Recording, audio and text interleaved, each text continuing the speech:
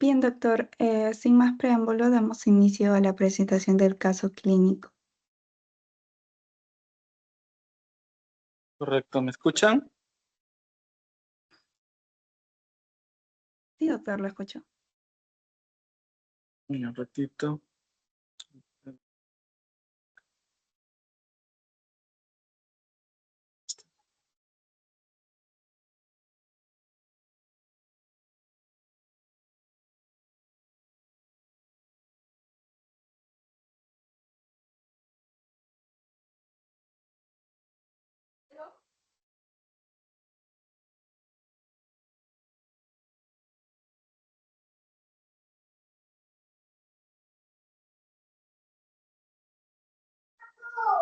Muy bien, entonces vamos a presentar el caso clínico.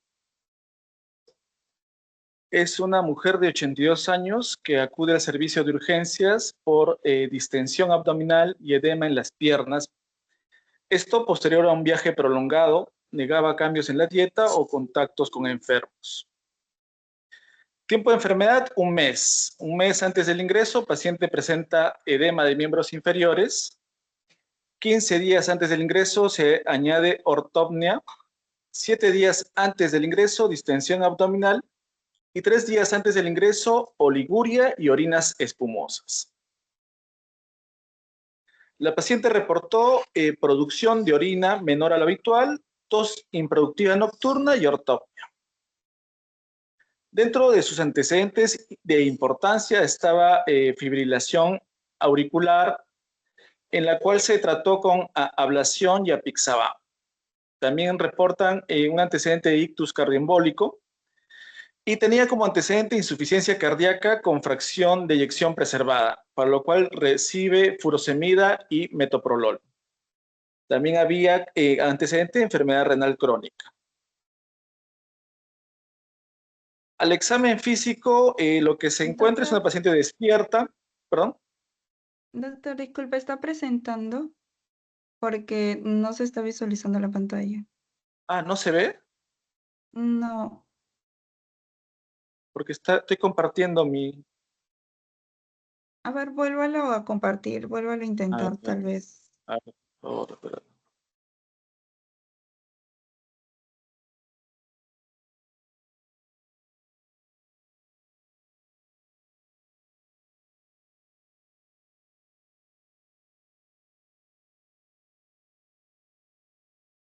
¿Logran ver mi pantalla?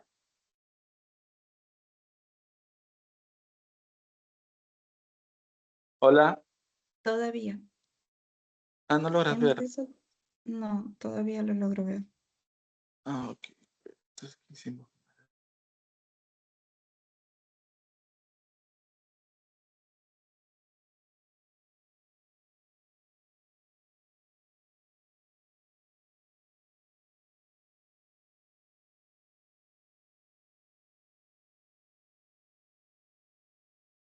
¿Logran ver la pantalla?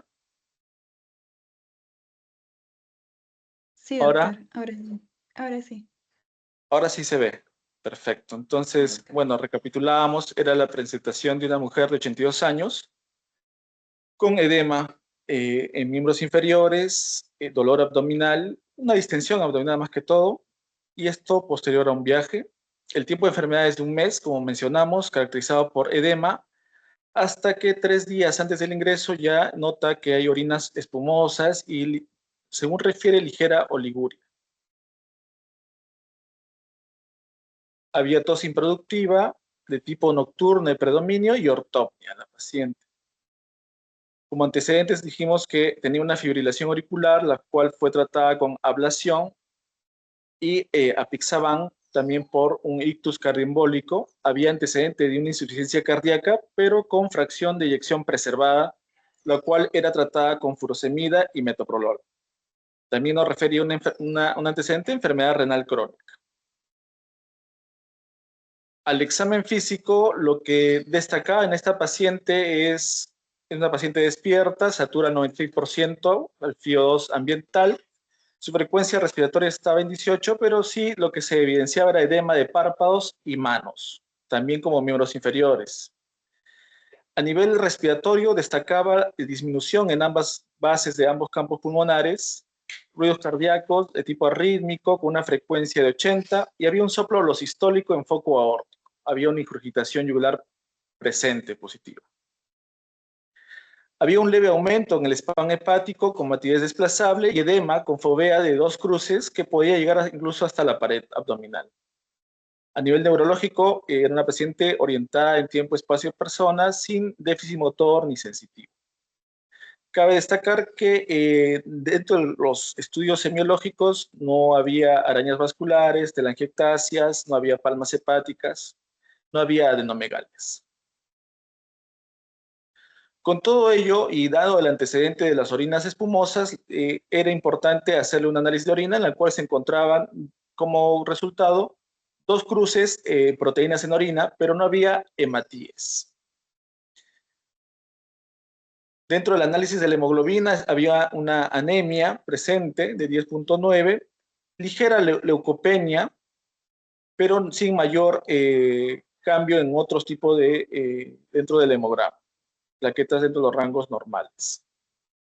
Pese a ser una paciente con una enfermedad renal crónica, la creatinina estaba en 0.6 y no había retención nitrogenada, la urea estaba en rangos de normalidad.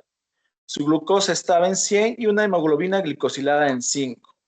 Sí destacar que la fosfatasa alcalina estaba ligeramente alta en 217 y las enzimas a nivel hepático estaban en rangos normales. Lo importante ante un paciente que tenía orinas espumosas era ver cómo estaban sus niveles de albúmina y destacaba una hipoalbuminemia severa con ligero predominio en globulinas, hablando de un tipo de disociación albúmina-globulina. Resto de exámenes, el perfil colesterol, lo que es el tiempo de protrombina, el perfil de coagulación, estaba dentro de los rangos aceptables normales.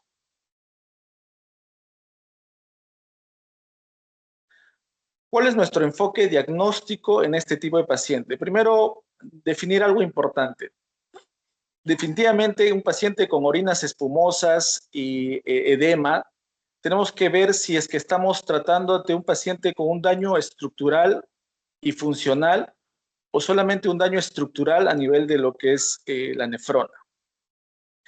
¿A qué me refiero? Si nos referimos a un daño estructural puramente, sin daño funcional, pues tenemos que ver si este daño puede estar a nivel de la membrana basal o el porocito.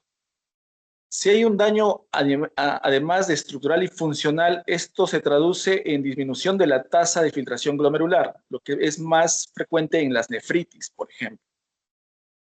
Lo que no encontramos en esta paciente, por lo que pensamos y sospechamos más que es un daño de tipo estructural. Dicho eso,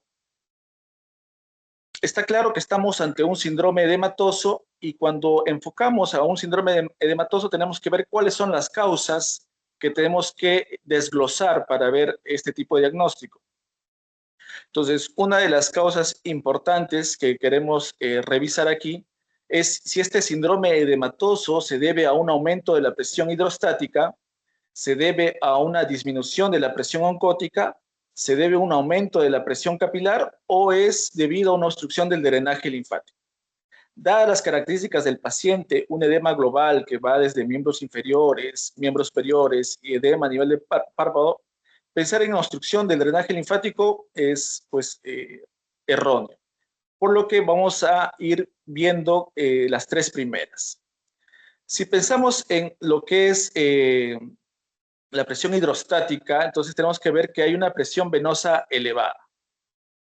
A eso lo que tenemos que ver es si esto se debe a una insuficiencia cardíaca, una obstrucción venosa, fallo del sistema venoso de bombeo, que en nuestro paciente no lo encontramos, no hay signos de insuficiencia venosa, no hay inmovilidad ni parálisis muscular, por lo que sí podemos destacar es que esta presión venosa elevada podría tratarse y este síndrome edematoso por la insuficiencia cardíaca fácilmente explicada en este paciente porque ya tiene como antecedente. Cuando hablamos de aumento de la permeabilidad capilar, tenemos que ver cuáles son los factores que desencadenan este aumento de la permeabilidad capilar. Reacción anafiláctica como un edema angioneurótico no es dentro de lo que está pasando en nuestra paciente. Este es un curso más de tipo subagudo, crónico en nuestra paciente. Una reacción anafiláctica es de tipo agudo, no lo es. Pensar en sepsis, no hay como antecedente un proceso infeccioso per se, no hay fiebre, no hay signos de SIRS, por ejemplo, o daño de órgano blanco que nos haga pensar en sí si estamos ante una sepsis. No hay antecedente de quemadura ni traumatismo y tampoco no hay evaluación o contacto con agentes químicos. El daño inmunológico podemos referirnos a lo que es un estado de hipersensibilidad tipo 2 y tipo 3 que tiene que ver mucho con complemento y inmunocomplejos, que esto lo vamos a ver en el siguiente slide. Vamos a ver cuáles son las causas de daño inmunológico que aumentan la permeabilidad capilar, pero también se asocian a otros factores. Doctor, disculpe, ¿Aló? antes Sí, de pasar, em, chicos, ustedes referido justamente a esa consulta, ¿ustedes qué consideran que sean justamente esas causas? Dado que esto es una dinámica más participativa, me gustaría que alguien tal vez, doctor, si pudiese repetir la pregunta para que los chicos puedan participar. sí, claro. Ya estábamos, hicimos algunas preguntas previamente a esto y habíamos hablado de cuáles eran las causas de aumento de presión hidrostática, cuáles eran las causas de aumento de presión capilar, ¿no? Y cuáles son las causas de disminución de la presión oncótica. Si alguien de repente por ahí quiere adicionar algo más, por ejemplo, en presión, estas son las causas de aumento de la permeabilidad capilar. En nuestra paciente son las que descartamos inicialmente,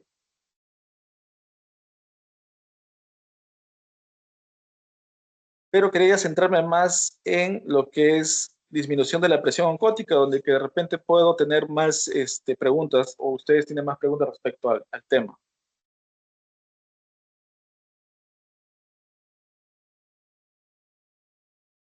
Chicos, pueden participar, pueden realizar preguntas o agregar información si desean.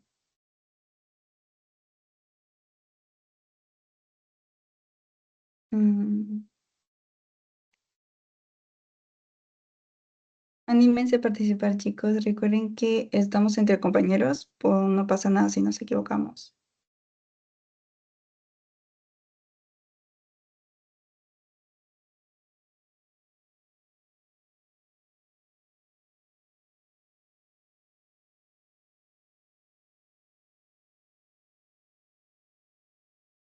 Tenía reservadas las preguntas, pero un poquito más adelante. Si la pregunta son referente a qué puede aumentar la presión hidrostática, tengo entendido que la inflamación local, ¿no? Puede aumentar la permeabilidad de líquido hacia el tercer espacio.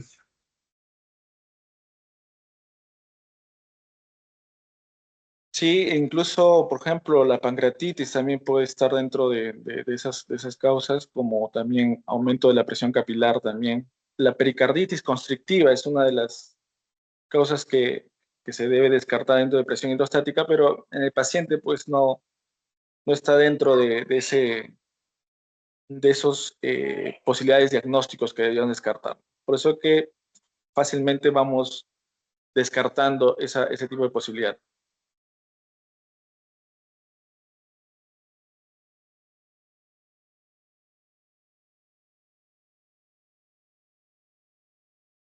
De acuerdo, doctor. Continuemos entonces. Muy bien, entonces ya habíamos descartado lo que era a nivel de lo que es aumento de la permeabilidad capilar, sí, pero manteníamos como daño inmunológico como causa también plausible y nos centramos en lo que es disminución de la presión oncótica, que este es, digamos, lo más importante, ¿no? Si esta disminución de la presión oncótica se debe a pérdidas urinarias, disminución de la síntesis de proteínas o aumento de pérdidas digestivas. Entonces, aquí, por ejemplo, yo podría preguntar, ¿cuáles de estos ustedes podrían descartar primero?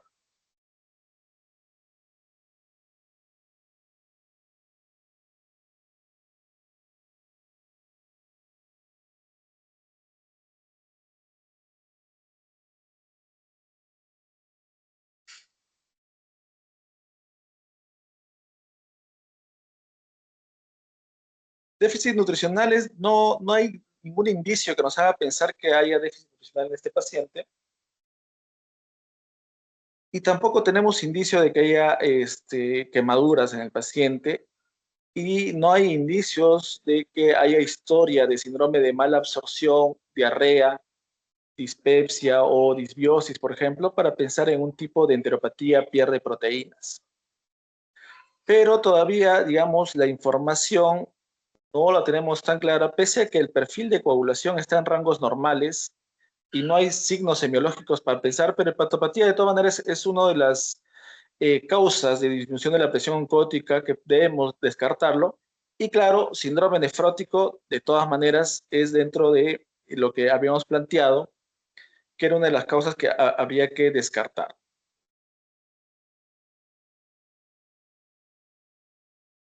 Entonces estamos ante un caso de anasarca en la cual vemos que hay insuficiencia cardíaca y cuando se le hace la radiografía vemos ciertos signos.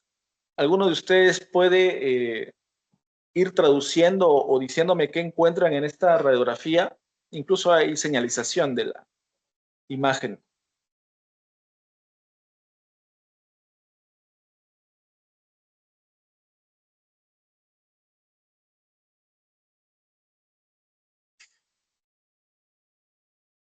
En las líneas rojas lo que podemos ver es obturación del seno costofrénico de ambos lados, de predominio del lado izquierdo.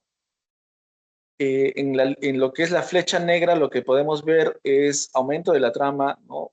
Netamente periliar, bronquial. En la línea amarilla, líneas contiguas de tipo líneas B que están presentes, pero que llama la atención es la línea blanca. ¿Alguien puede animarse a decir qué es esa línea de la flecha blanca? ¿O eso lo que la flecha blanca señala?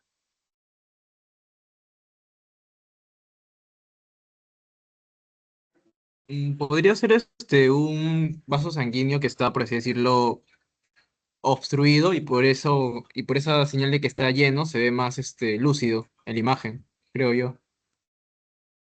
Efectivamente, a eso se llama cefalización, ¿no? Cefalización de la vasculatura pulmonar. ¿Y en qué se traduce esto? ¿Cuál sería la traducción de esa cefalización? Porque eso no es habitual, debe ser en las partes inferiores, no en la parte superior. ¿Qué nos indica eso? ¿Cuál es el término casi coloquial que usaríamos para definir esto? Hipertensión pulmonar quizá. Congestión, en realidad, ¿no? Congestión pulmonar que podría verse porque el paciente tiene edemas y tiene insuficiencia cardíaca. Entonces, está claro que hay signos de congestión pulmonar. Eso es netamente la cefalización. Perfecto. Cirrosis hepática, como les mencionaba, era una de las causas plausibles que habría que descartar. Cuando se le hace la tomografía en este paciente se ve un lóbulo hepático con ciertas nodulaciones. Sin embargo, el perfil bioquímico no era compatible con una cirrosis hepática y a esta presencia de tomografías, con esta evidencia, se le hizo un ecodoppler portal, el cual estaba dentro de los márgenes normales. Es decir, no había signos de hipertensión portal. La pregunta sería, con el ecodoppler portal y el bioquímico o el tiempo de coagulación dentro de los rangos normales, ¿podemos descartar cirrosis o habría que hacer otro tipo de prueba?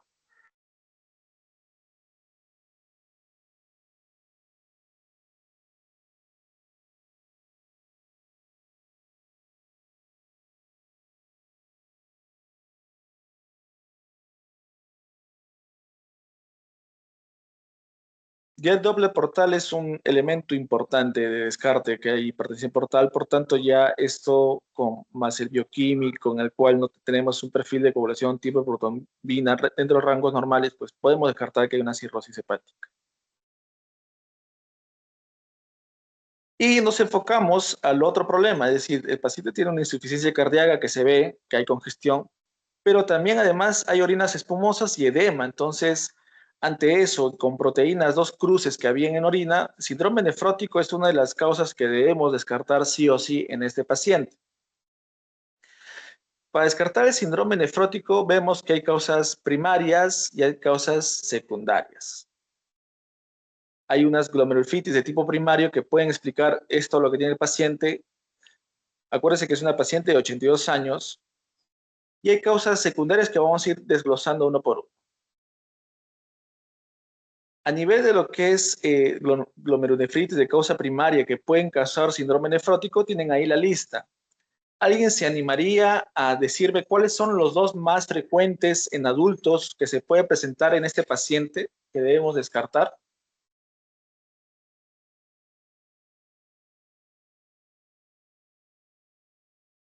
La membrana proliferativa. Sí, membrana proliferativa es uno de ellos y también, como ven aquí en el recuadro, focal segmentaria y la glomerulonefritis membranosa son las dos causas que en adultos pueden presentarse como un síndrome nefrótico. Como ven, cambios mínimos está presente, pero esto es más frecuente en niños, por lo que esto lo descartamos, ¿no? De plano. Pero como dice su compañero, una glomerulonefritis membrana proliferativa también puede presentarse como síndrome nefrótico. Sin embargo, este tipo de membrana proliferativa también se acompaña de un telescopado positivo, es decir, presencia de hematíes que no hemos encontrado inicialmente en el paciente. Tenemos causas secundarias que también debe estar dentro del diagnóstico diferencial.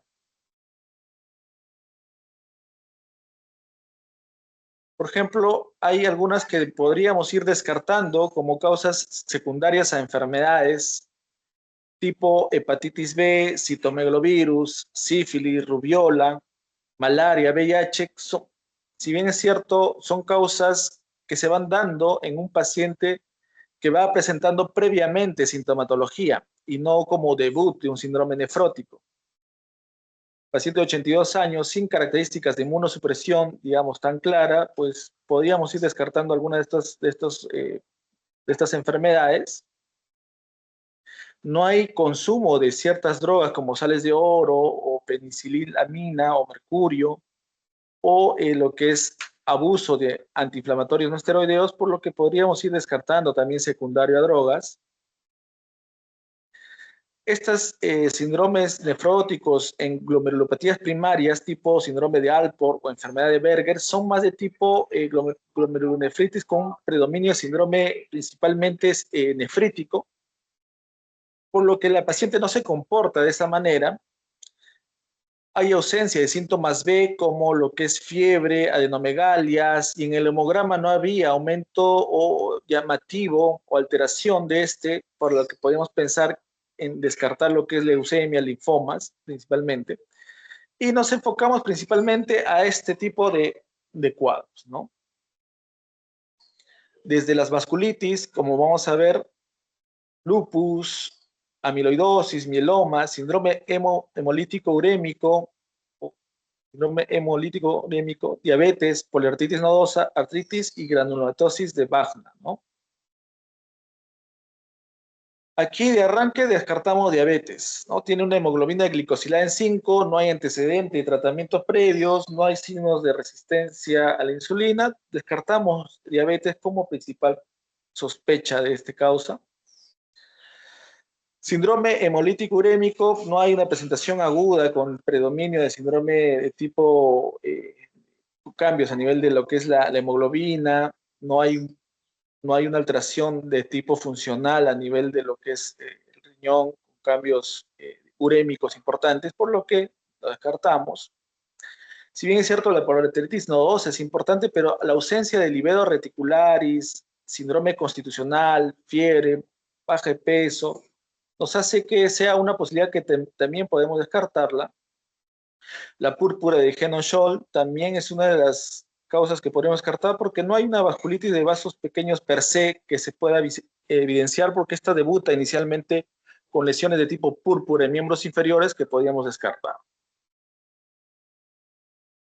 No hay antecedente de una artritis reumatoide y como debut de un adulto mayor sin rigidez de manos o dolores de tipo articulares como artritis, pues se descarta también la artritis reumatoide.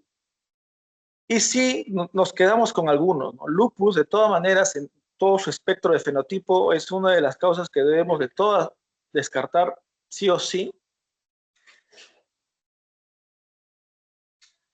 Si bien es cierto, no hay una historia de compromiso pulmonar o neurológico de tipo neuropatía, pero siempre es importante que este tipo de poliangitis con granulomatosis o la granulomatosis de Buckner es uno de los diagnósticos que sí sería importante descartar como debut en un síndrome nefrótico, y también la amiloidosis y mieloma múltiple. Pese a que el paciente del calcio estaba dentro de los rangos normales, también es importante ver si no se trata de una gamapatía monoclonal que esté generando este tipo de entidad. Hasta aquí, con estas causas, ¿cuál sería el abordaje de laboratorio que se debería solicitar en el paciente? Los escucho.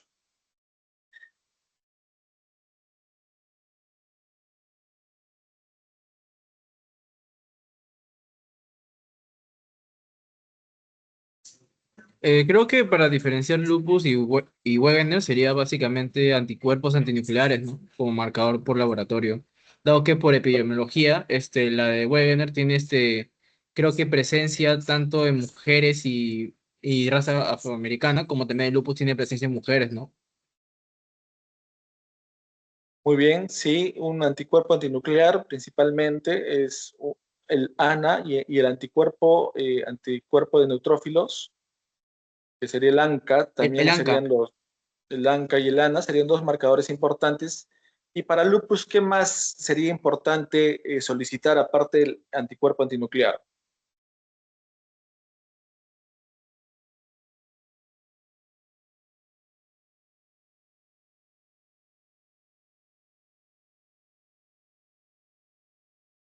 Si hay una sospecha importante, de todas maneras, dentro del algoritmo diagnóstico, se debe adicionar lo que es complemento sérico C3, C4. Algunos también postulan en lo que es perfil SAF, que podría ser importante pedirlo, pero va a depender también de cuál es el nivel de anticuerpos antinucleares presentes. Para lo que es amiloidosis y mieloma, ¿qué examen se animarían a pedir?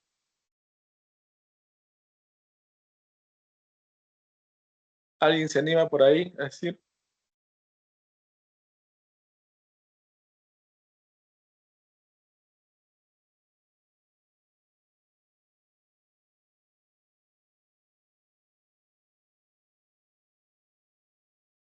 Está dentro de las preguntas que se hizo anticipadamente, ¿no? ¿Alguien por ahí?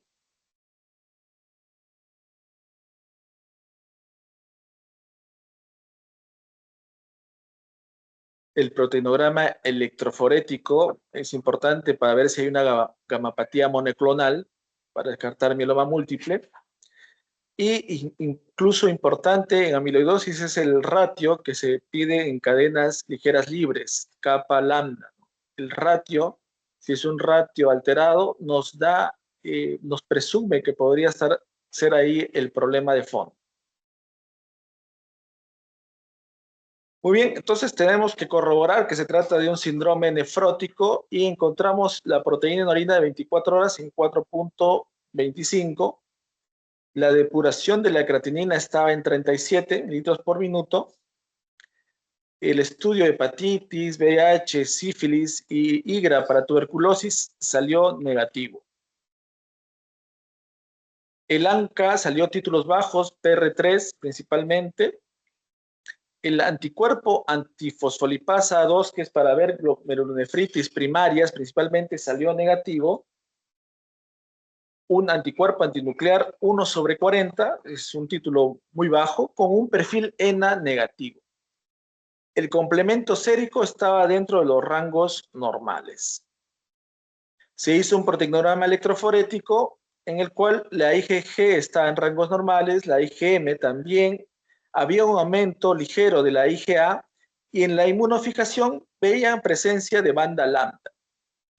El ratio kappa lambda, que estábamos refiriéndolo inicialmente, estaba en 0.48.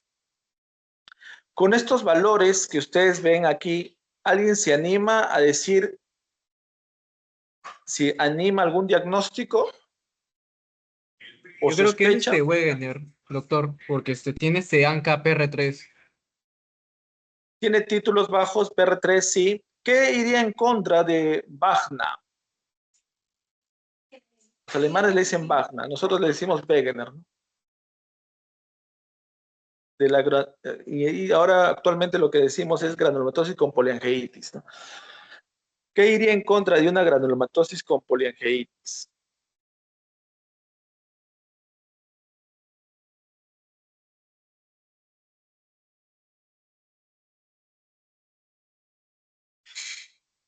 Que usualmente estos van más como alteración de presencia de nefritis, ¿no? Hematuria, ¿no? Hematuria, el comportamiento de telescopado presente es más llamativo, más como una glomerulonefritis de tipo con síndrome nefrítico, más que un síndrome nefrótico per se, ¿no? Eso iría un poco en contra.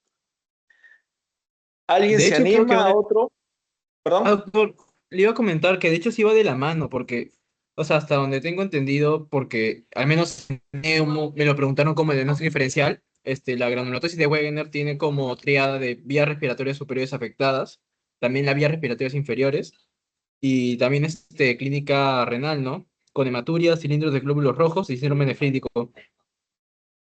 Claro, hay presencia, hay como les menciono, la presencia de Matías, que estaba en cero en este paciente, aleja un poco la posibilidad. El compromiso pulmonar, digamos, es más notorio como lesiones que se van presentando de tipo neumonía intersticial, ¿no? Que en este paciente lo que se ve más es congestión por su insuficiencia cardíaca o parte de la presión oncótica, y es más sistémico usualmente, ¿no?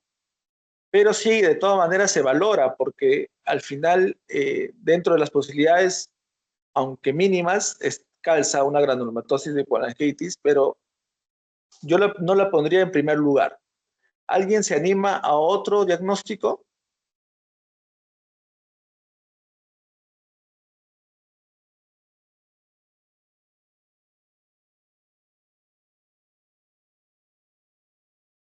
Muy bien, entonces continuamos.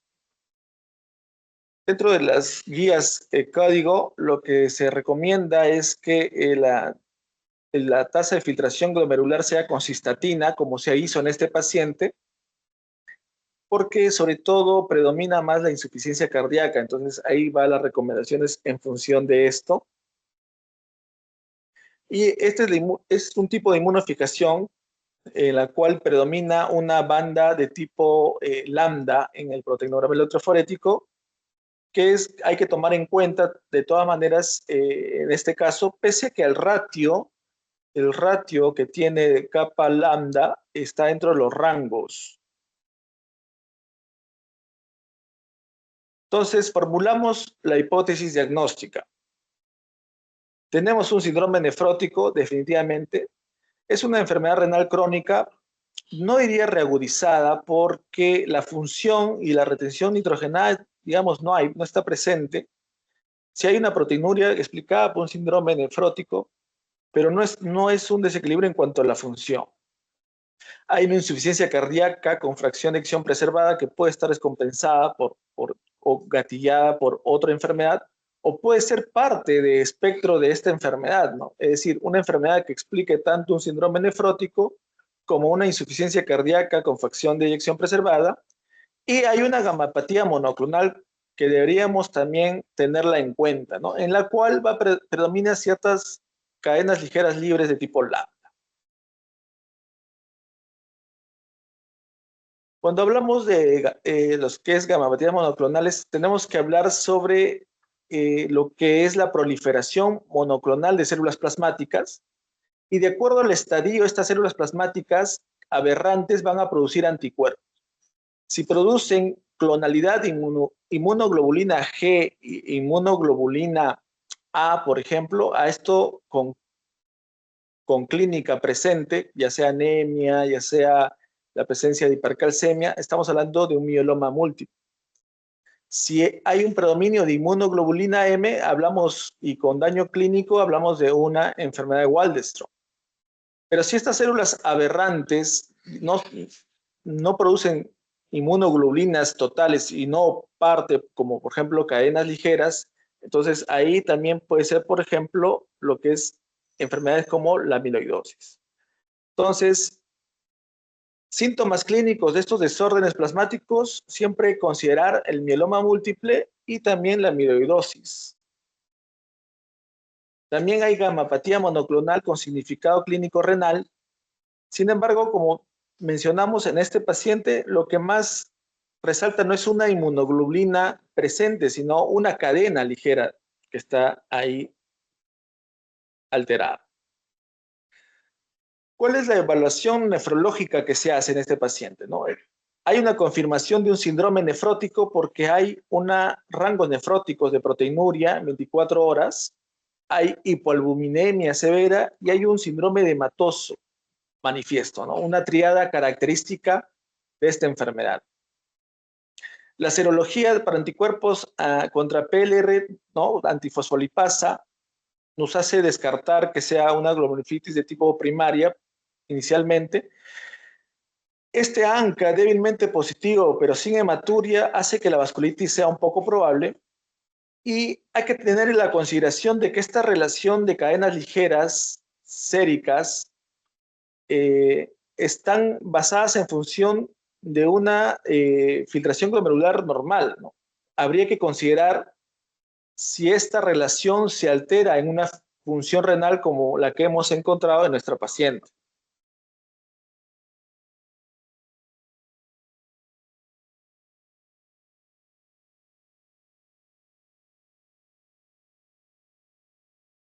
Se hizo biopsia y tenemos un diagnóstico. ¿Alguien se anima a decirnos qué por ahí podría ser?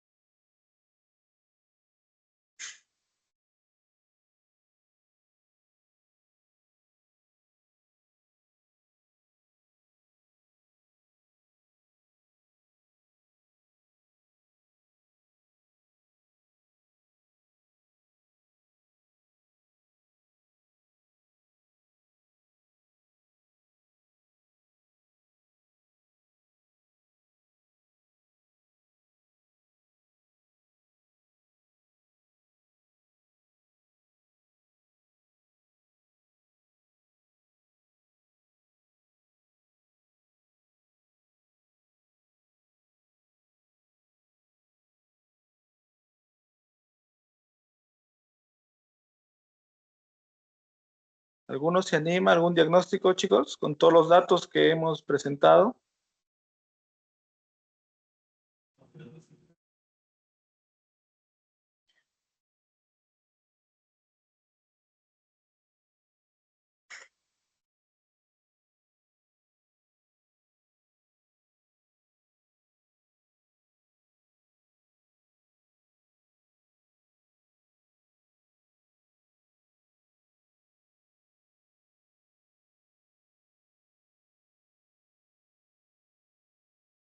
Pueden hablarlo por micrófono o por chat, chicos. Escríbanlo si desean.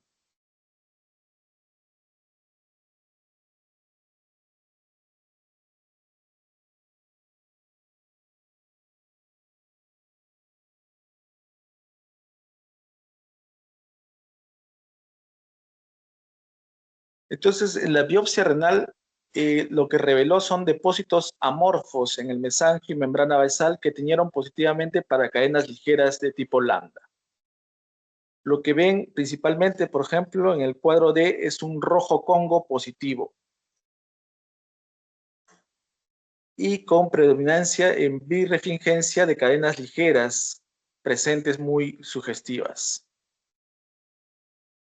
¿Cuál sería el diagnóstico final con todo esto?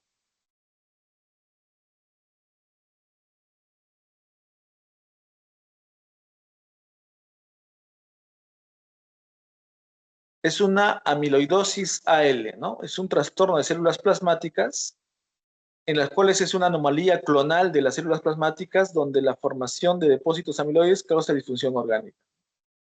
Es de afectación multisistémica y podría explicar la presencia del daño a nivel de la insuficiencia cardíaca y los riñones. El diagnóstico se basa en la combinación de la inmunofijación de electroforesis y la presencia de cadenas ligeras. Como les dije, el ratio de esta paciente estaba dentro de los rangos de alteración si uno se fija en su depuración de creatinina, por lo que sí era positivo. ¿Cuál es el manejo en este caso de pacientes con síndrome edematoso, ¿no? Que tienen marcada distrés respiratorio o congestión pulmonar? Esta paciente recibió inicialmente furosemida, que no tuvo mucha repercusión, por el contrario, incluso generó hipotensión, por lo que se recomendó la torsemida, ¿no? ¿Por qué? Porque tiene mejor biodisponibilidad como control diurético. Cuando hacen el comparativo entre furosemida y torsemida, lo que van a ver es que hay una mejor biodisponibilidad. Su duración de efecto incluso es de 12 a 24 horas y no se altera con efecto de la absorción en cuanto a los alimentos. Por lo que es uno de los medicamentos que se van recomendando en este tipo de situaciones en las cuales la furosemida no termina del todo bien. Si queremos ayudar en cuanto a... Doctor, sí, disculpe, sí, creo que hay una consulta por parte de un compañero. Ha correcto. alzado la manito. Si puede escribir en el chat Ah, o encender su audio. Doctor, le preguntaba si el uso de los diuréticos, en el caso de la torsemida con mayor duración de acción, es por el hecho de que, según tengo entendido, cuando hay depósitos de cadenas ligeras o proteínas mal plegadas, se utilizan diuréticos para barrer a esas proteínas que están ahí y que dejen interferir con el epitelio. ¿Es esa la razón de su uso?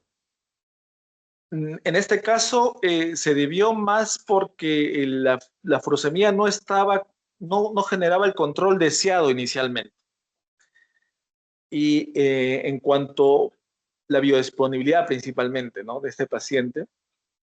Y como dices, sí, tiende a hacer un poquito, evitar que haya mayor plegamiento de estas cadenas ligeras que dañen y generen aún más compromiso, ¿no? A nivel de lo que es los túbulos intersticiales. Pero aquí lo más importante va a ser los agentes proteinúricos, ¿no? ¿Cuáles son los que se recomiendan en este tipo de situaciones?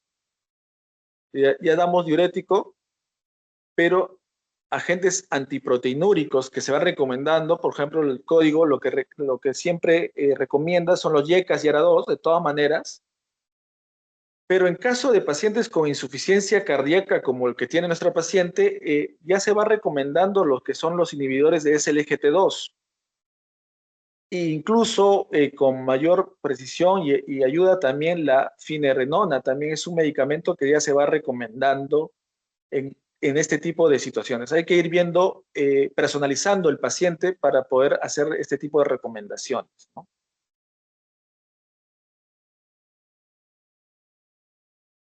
Dentro de la función se mantuvo estable, el paciente mejoró en cuanto a sus edemas y dentro de la sugerencia, de todas maneras, hay que tener una restricción hídrica, restricción de sal y lo que se recomienda como ingesta en lo que es diaria de proteínas es de 0,8 gramos por kilogramo, ¿no? Es decir, si un paciente pesa 60 kilos, debería como máximo consumir lo que es 50 gramos de proteína. No debería exceder más de eso. Se hizo la confirmación de esta paciente con citometría de flujo, en la cual sí pues evidencia que hay esta población de tipo monotípica, células plasmáticas de cadena lambda, y dada la fragilidad de la paciente, se optó por monoterapia con daratumumab, que es el medicamento que ya se está estilando. En realidad, tanto el mieloma múltiple como amiloidosis se parece mucho en tratamiento en base a bortezomib, ciclofosfamida, dexametasona, pero en esas características de pacientes con amiloidosis AL, el daratumumab también, que funciona en mieloma, es oportuno, es un anticuerpo monoclonal anti-CD38 que va a evitar la replicación o producción de cadenas libres, ¿no? ¿Cuáles fueron los resultados del tratamiento? Las diferencias de cadenas ligeras y libres bajaron considerablemente posterior al tratamiento. La proteinuria se dio y al año de seguimiento el paciente se encuentra sin edemas y en buen estado. Hasta ahí, ¿alguna consulta, chicos? Que ya estamos ya casi terminando ya.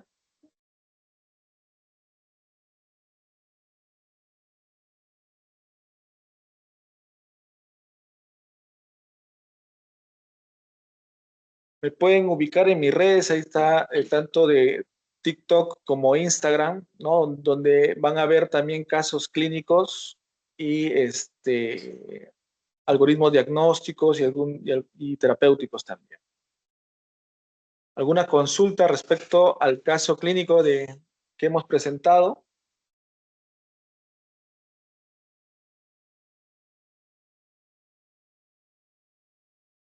¿Todo claro, chicos? ¿Alguien tal vez se anima a participar?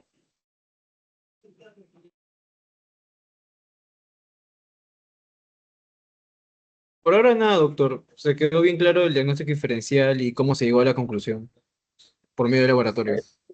Esa es la idea, ¿no? De ver cómo se ve y se diagnostica el síndrome nefrótico, que era la idea, ¿no? De ver cómo llegamos a un diagnóstico de síndrome nefrótico. No solamente es dejarlo ahí, ¿no?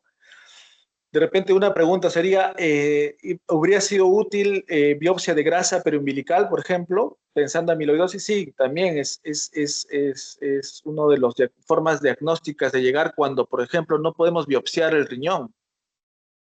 Si no podemos biopsiar el riñón por X motivos, por ejemplo, pacientes que ya tienen una enfermedad renal crónica con una corteza menos de 15, una de las formas de llegar al diagnóstico es haciendo biopsia de la grasa periumbilical, haciendo también de la mucosa labial o mucosa rectal, ¿no? Por ejemplo, es una forma de llegar al diagnóstico. Es ya un poquito más complejo, por ejemplo.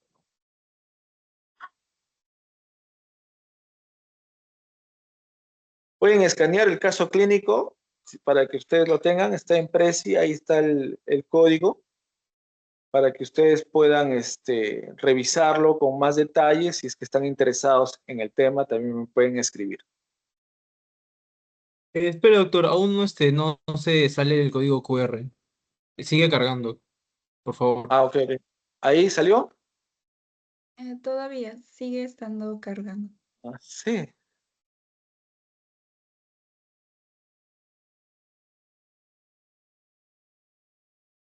Me avisan.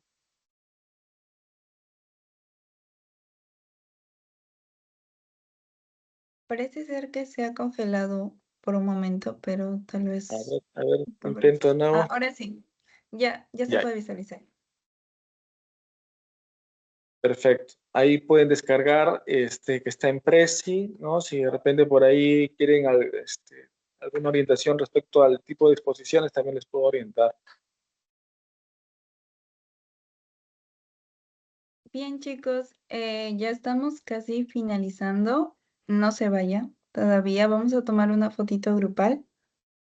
Me gustaría los que dispongan pueden prender sus cámaras, como también reaccionar.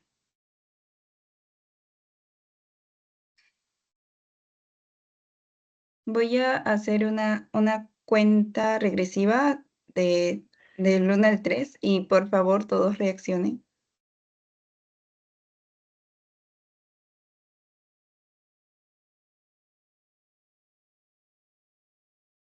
3, 2, 1. Ahora sí reaccionen todos, por favor.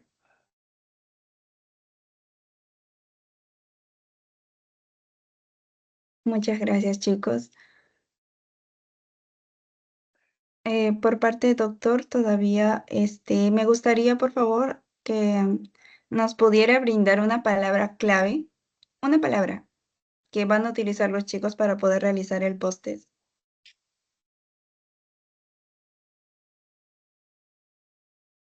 ¿No te copié una palabra clave en qué sentido? Ajá, puede ser cualquier palabra, o por ejemplo, anasarca, o como tal el diagnóstico, ¿no? Una palabra que les servirá a los chicos para que ellos realicen el post-test, ya que se les pide una palabra clave. Ah, ok. Cadenas ligeras. Ok, ya. Cadenas ligeras, chicos, va a ser la palabra clave en mayúsculas. No le escriban en el chat, por favor, solo colóquenlo en el post-test. Lo voy a volver a repetir 3 veces. Cadenas ligeras, cadenas ligeras, cadenas ligeras. Así que en breve les voy a estar pasando el post-test, igual por el chat, y de igual forma en el grupo que tenemos. Ah, doctor, una última duda. Usted dijo de que si el riñón medía menos de 15 unidades, no se podía hacer biopsia, ¿verdad? ¿Qué unidades eran? Ah, es la medición de la la corteza renal. Es milímetros. No, sí, pues milímetros, sí, milímetros.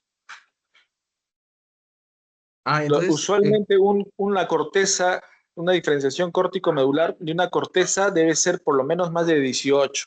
Es una buena corteza. Significa que el riñón todavía tiene chance y tienes mucha posibilidad de encontrar, porque la idea de la biopsia de riñón es que por lo menos tengas más de 10 glomérulos. Esa es la idea. Pero si tú biopsias un riñón que tiene menos de 15 milímetros, la posibilidad de que agarres se disminuye a menos de 5. Entonces no tiene sentido hacer un estudio con 5 glomérulos. Y el riesgo de que como hay poquita corteza, que dañes, que llegues a un vaso sanguíneo es más alto. Por eso que el límite es casi, ¿no? Es 15 milímetros. Incluso para enfermedades renal crónicas ya no biopsiables, ese es el límite que se pone, ¿no? entonces también para diagnosticar enfermedad renal crónica, aparte de la CADIGO, se utiliza la corteza renal, ¿no? Claro, claro. Es uno de los tantos para ver, es decir, uno ve más que todo la depuración de creatinina, la tasa de filtración, pero tú puedes tener una tasa de filtración ya disminuida, pero puedes tener todavía buena corteza.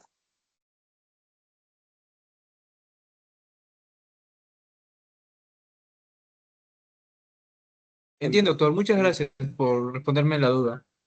Listo.